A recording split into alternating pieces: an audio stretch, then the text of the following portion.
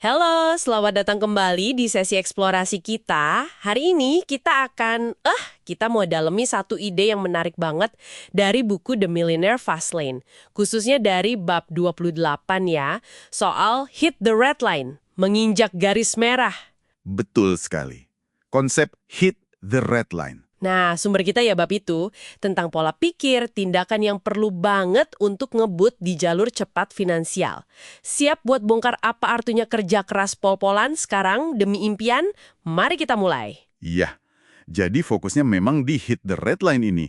Ini bukan sekedar kerja keras biasa aja gitu.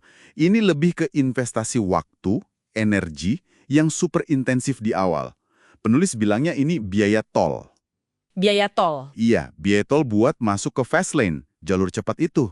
Biar nggak kejebak seumur hidup nuker 5 hari kerja buat 2 hari libur.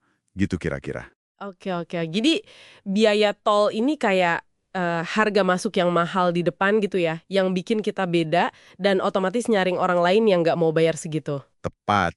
Dan ini nggak bisa diwakilin loh. Nggak bisa nyuruh orang lain. Harus kita sendiri yang jalanin. Kedengerannya nuntut perubahan gaya hidup total ya di awal, bukan cuma lembur biasa. Betul sekali. Bukan soal sibuknya aja, tapi intensitasnya. Fokus, strategis, ya pasti ada pengorbanan waktu, kenyamanan, mungkin kehidupan sosial juga sementara. Tapi ya, demi bangun sesuatu yang besar. Dan intensitas ini nyambung ke cara penulis lihat kegagalan. Dia nggak lihat itu sebagai akhir. Oh ya, terus gimana? Dia bilang itu keringat kesuksesan. Keringat kesuksesan. Wah, menarik. Maksudnya kalau kita nggak pernah berkeringat alias gagal atau susah payah, mungkin kita belum beneran gaspol ya? Persis. Penulisnya bahkan dia cerita sendiri kalau dia itu ya basah kuyup karena kegagalan dalam perjalanannya. Basah kuyup? Serius? Iya, ini nunjukin kalau gagal itu bukan cuma oke-oke aja, tapi malah bagian penting. Bukti kalau Anda lagi usaha maksimal di jalur cepat. Kalau jalan terasa mulus terus, nah itu justru bisa jadi tanda bahaya. Mungkin belum cukup nginjek gasnya. Wah, ini pandangan yang beda banget ya soal gagal. Tapi dorong sekuat tenaga gitu kan, pasti ada risikonya dong. Gede malah. Gimana kita mastiin keringat ini bagian dari maju, bukan cuma ya gagal karena nekat atau strategi asal. Pertanyaan bagus. Penulisnya juga nggak nyuruh nekat buta kok. Dia bedain banget antara risiko cerdas, smart risk, sama risiko bodoh, stupid risk. Oke, bedanya apa tuh? Risiko cerdas, ya dalam konteks ini, potensi ruginya itu terbatas atau udah dihitung. Tapi potensi untungnya bisa jadi nggak terbatas. Nah, kalau risiko bodoh, contohnya dia pakai balapan liar. Potensi ruginya bisa katastrofik, bisa nyawa taruhannya, demi untung sesaat atau terbatas. Jadi kuncinya berani ambil risiko yang udah diperhitungkan, bukan asal hajar aja. Oke. Jadi polanya kerja super intens di awal, terima gagal sebagai keringat proses, terus ambil risiko yang cerdas. Kedengarannya resep yang kuat ya buat percepatan.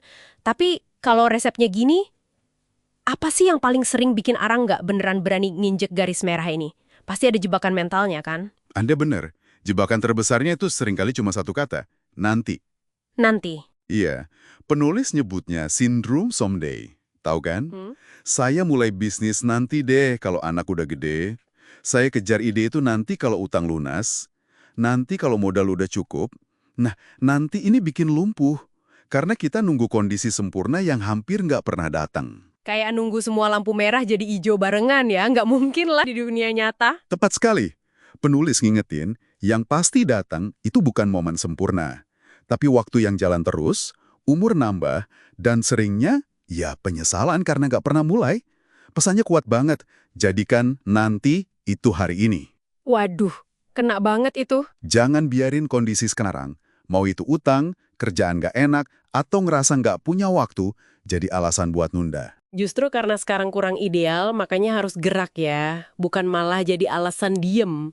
Harus keluar dari garasi itu sekarang juga. Walaupun mungkin awalnya pelan jalannya di fast lane itu. Langkah pertama yang penting. Betul, ambil langkah pertama itu udah mulai bayar biaya tolnya tadi. Perlu energi buat nyalain mesin fast lane Anda. Penulis nekenin banget, sukses di jalur ini ya butuh investasi waktu dan usaha di muka. Nggak ada jalan pintas lewat gerbang tol ini. Aksi nyata, sekecil apapun, harus dimulai sekarang. Titik. Jadi balik lagi intinya ya, aksi. nyata, dan segera. Ubah niat jadi eksekusi. Bener banget. Penulisnya keras soal ini. Eksekusi itu segalanya. Ide doang, sebagus apapun, gak ada nilainya tanpa tindakan. Dan nanti, yaitu pembunuh impian paling efektif. Nah, ini bawa kita ke satu pertanyaan buat Anda. Renungkan nih. Oke, apa tuh?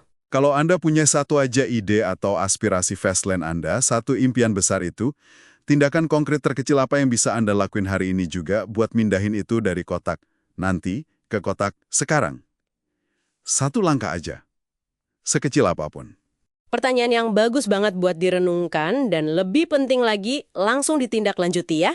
Terima kasih sudah menyimak eksplorasi kita tentang menginjak garis merah kali ini. Sampai jumpa di versi berikutnya.